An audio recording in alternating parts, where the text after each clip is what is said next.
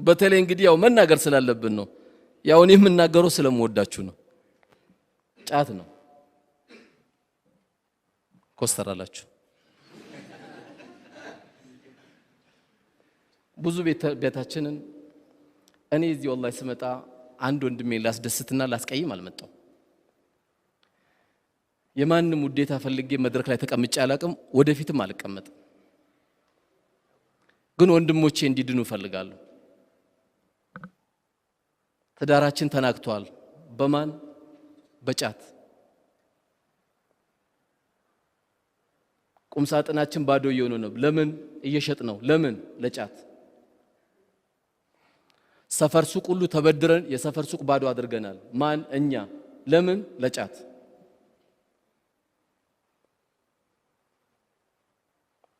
ጧት የጀበና ተብሎ ይጀመራል። ፈርድ ነው የሚመስለው መቅሪብ ላይ።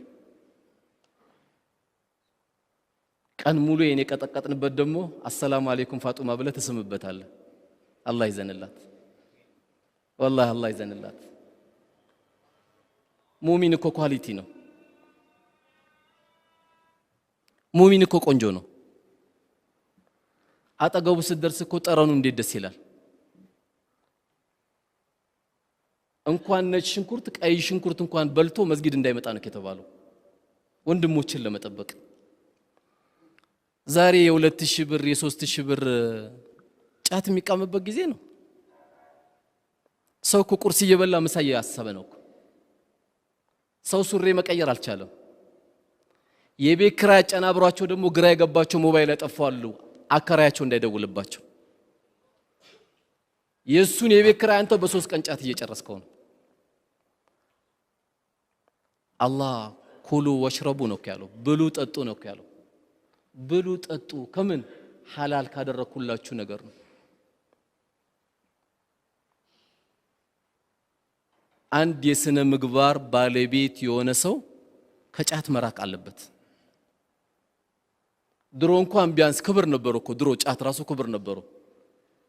ሂጃብ ያለበሰ ሴት እንኳን ተነሺ ጫት አጠገቡ ሂጃብ ሳለብሽ ትመጫለች ይባል ነበር። በመስጊድ ምንጣፍ ተጠቅልሎ ነበር የሚቀመጠው በክብር ቁጭ ተደርጎ ይቀመጣል። እጣን ይጨስለታል፣ ዱዓ ይደረጋል። አሁን አልহামዱሊላህ የዱርዬ መሳሪያ ያደረገው ጌታ ምስጋና ይገባው። አንተ የሚቅም ልጅ እህትን እንደማሰጥ እኮ ታውቃለህ። ለምን? የሚቅም ሰው ሚስት ሲያገባ 2 ሚስት ሆነበት ማለት ነው። እንደው ሚስት በ200 ብር ቆንጆ ምግብ ታቀርባለች። ጫት ግን አይበቃውም። ብዙ ጓደኞች አሉታ። በዛ ላይ ደግሞ እኔ በጣም ማዝነው ከዚህ የበለጠ እኮ የሚያስጨንቅ እኮ ዳዋ የለም። ዳዒው ሁሉ ስለ ጫት በደንብ መናገር አለበት።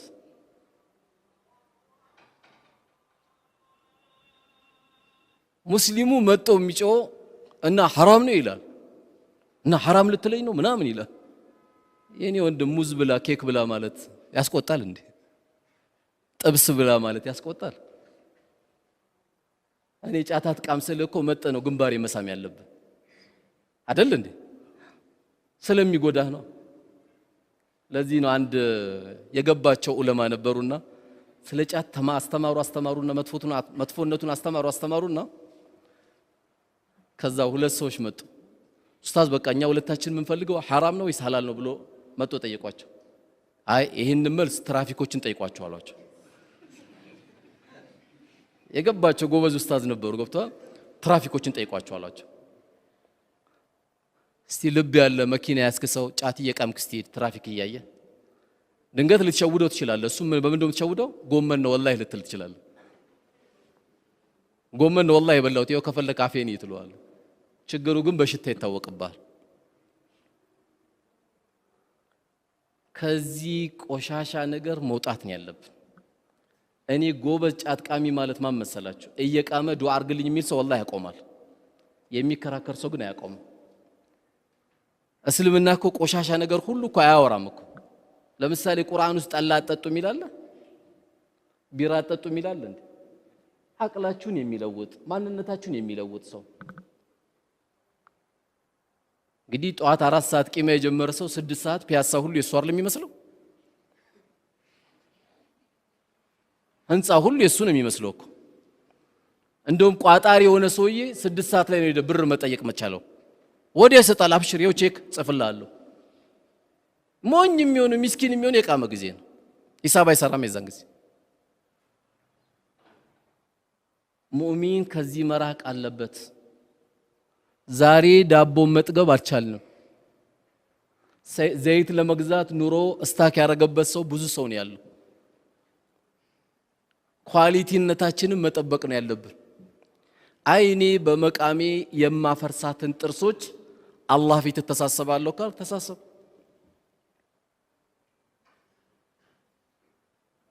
ያለ በለዚያ ግን ከፊሎቻችን አይ ለጀበና ነው እንጂ እኔ አልቀምም ይላል አንዳንዱ።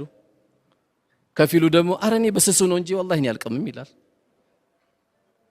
አንዳንዱ ደግሞ እኔ ብቻ ያው ውዱድ አንዳንዴ ብቻ ደግሞ የሚገርመው አንድ እንጨት ናት። ሁሉም የየራሱ የሚገልጽበት አለ።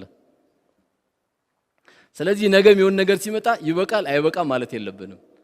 ትዳራችን እየፈረሰ ነው። እህቶቻችን ወደ እናታቸው ወደ አባታቸው ቤት እየተመለሱ ነው። በማን? በጫት የተነሳ ብዙ ነገር እየተበላሽ። ልደት ወይም ሐቂቃ ሲደረግ ጫት፣ ለቅሶ ቤት ጫት።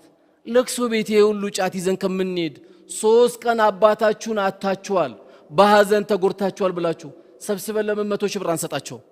ለ3 ቀን በሬ ታርዶላቸው እንግዳ ለምን አይሸኙበት? ምን ሊያደርግላቸው ነው ጫት? ዳዕዋና ዚክር እንዲደረግ ለአባታችን ዱዓ እንዲደረግ ዳዕዋ እንዲደረግ ነው። በአባታችን ለቅሶ አልহামዱሊላህ ዳዕዋ ተደረገ ብለን ነው። ይሄ ነው የሚጠቅመው። ቤታችን እየፈረሰብን ነው። ወንድሞቻችን ከዚህ መውጣት አለባችሁ። ጤፍ 10 ሺህ ብር ገባ እየተባለ ጥቅም አለ? ወላሂ ሰሞኑን ያየሁት የተወሰነች አንዳንዴ እንደዚህ ሰደቃ ነገር ላይ እንሳተፋለንና ከወንድሞቼ ጋር የዚህ አይነት ነጭ ጤፍ ካየን 7 ዓመቴ ነው አሉኝ አንድ ሴትዮ። አንዷ ሴትዮ ደግሞ አስገራሚ የተናገረችው ጫማም ተገዝቶላት ነበርና 1997 ላይ ነው ጫማ የለበስኩት አዲስ ጫማ አለች። 1997 18 ዓመት አላህ ያሳየው ወንድም። የሆነ ቤት ስትሄድ ደግሞ አሁን ማጋነን አይደለም ቋሚ አንድ ግለሰብ የ5 ሺህ ብር ጫት የሚቀም አለ። የ5 ሺህ ብር ቋሚ። ምክንያቱም በልዩ ነው የሚመጣው፣ የራይድ ወጪ ያለ፣ የቀረው በሞተረኛ ታጅቦ መምጣት ብቻ ነው። አንድ ሰው እዚህ አካባቢ ቢደርስ ብሎ በሞተረኛ መታጀብ ነው የቀረው። ምንም የቀረው ነገር የለም። ሰነፋቱን በብዙ ነገር ታንሳለህ፣ በብዙ ነገር ትጎዳለህ። 4 ልጅ 3 ልጅ ወልደሃል። ልጅ አንተ አጠገብ ቢቅም እኮ ትቆጣለህ። ግን ለምን ትቆጣለህ? ቢያንስ እንኳን እስክታቆም ድረስ ተደብቀህ ቃም። ልጆች ፊት እንኳን እንዳትቀም፣ ቢያንስ ተደብቀህ ቃም። ስትገባም ትዳር እንዳይናካ አልችለውም በአንድ እንኳን ካልክ ቢያንስ እንኳን ከቃምክ በኋላ ማስቲካ በልተህ ግባ። ምን ያህል እህትህ ታሳዝናለች። ሚስት መሳም ሱና ነው፣ ማጉረስ ሱና ነው። ያው እንግዲህ ልጆችን ከምበትም ብላ ስንት እህቴ እንግዲህ የጫት አፍ እየሳመች ትኖራለች። ወላሂ ታሳዝናለች እኮ። ቆንጆ ናቸው እኮ ያንተ ነብይ አለይሂ ሰላቱ ወሰለም፣ ውብ ናቸው። እሳቸው እንኳን ተጠግታቸው በዚህ ካለፉ ሽቷቸው ይሸት ነበር። በቃ ይሄ እሳቸው አልፎን እስኪባል ድረስ ኳሊቲ ነው እኮ መሆን ያለበት፣ ቆንጆ ነው መሆን ያለበት። በዚህ ነገር እንዳትጠጋ። ጧት ዱብ ዱብ በል፣ እሁድ ስፖርት ውጣ። ጠንካራ ነው ሙእሚን መሆን ያለበት። አይኔ ተርፎኛል የምትል ከሆነ እጅግ በጣም የሚሰብሩ ጧት ስትወጣ እያስለቀሱ መርካቶ ድረስ የሚያስኬዱ ደግሞ አንጀት የሚበሉ ህብረተሰብ ያለበት ማህበረሰብ ውስጥ ነው ያለነው። ይሄ ማህበረሰብ አንተ አትጠየቅም እንዴ? በዚህ ብር በቀን 70 ሚሊዮን ብር ለጫት ይወጣል ሲባል አያምም? በቀን 70 ሚሊዮን ብር። ይሄ እንግዲህ የሰማሁት እስከ ግንቦት 2015 ነው። በቀን 70 ሚሊዮን ብር ለጫት። ምን አለ ይሄን ብር እንደው አንድ ቀን ሰብሰባችሁ ብትሰጡኝ ጥሩ ነበር። 700 ወጣት ተደርበት ነበር። ጉድ የሆነ ኒካ እንሰራበት ነበር። ነገሩ ሸይጣን ለዚህ አዋጣ አይለውም። ያላያችሁም አንዳንድ ሰው ግን አንተ የምትቀመው ጥብስ በልተ ነው ወይስ ምን ሆነ ስትባል ባከው ጥብስም ይገዛልማ የለም ለጫት አንደኛ ነው ሁሉም ይገዛልሃል አለ። አንድ ሰው እኮ ቀይ ወጥ አይገዛልህ ለጥብሱ ግን አንደኛ። ባካችሁ ትዳራችን እንጠብቅ። ብርቱካን ይዘላቸው ግባ ተመጣጣኝ። ስንማር ለሰውነታችን የሚጠቅም አቮካዶ ይዘላቸው ግባ፣ ሙዝ ይዘላቸው ግባ። አያምርብም ባንተ የማይቆም ነገር የለም። አንተ ደግሞ አጅር ከፍ እንዲል ዶክተር ያዘዘ ጊዜ ከምታቆም የዓለም ዶክተር ነብዩ አለይሂ ሰላቱ ወሰለም ነግረውካል። እሳቸው የነገሩን ቀን መነሻ አድርገህ ውጣ ከዚህ። ይዛቸው የምትሄደው ቦታ በጊዜ ግባ፣ ውሃ ይዘላቸው ግባ፣ ቴምር ይዘላቸው ግባ፣ ደስ ይበላቸው።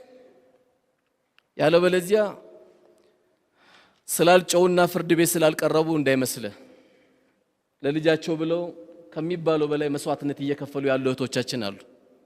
ከሚባለው በላይ እነዚህ እህቶቻችንም ነገ ሌላ መከራ ውስጥ አንከታቸው። እባካችሁ ሁላችንም የዚህች ሀገር አደራ አለብን።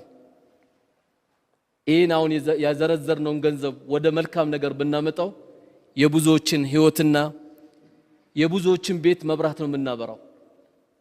ስለዚህ ሁላችንም ከዚህ እንውጣ ኢንሻአላህ። እንውጣለን አይደል?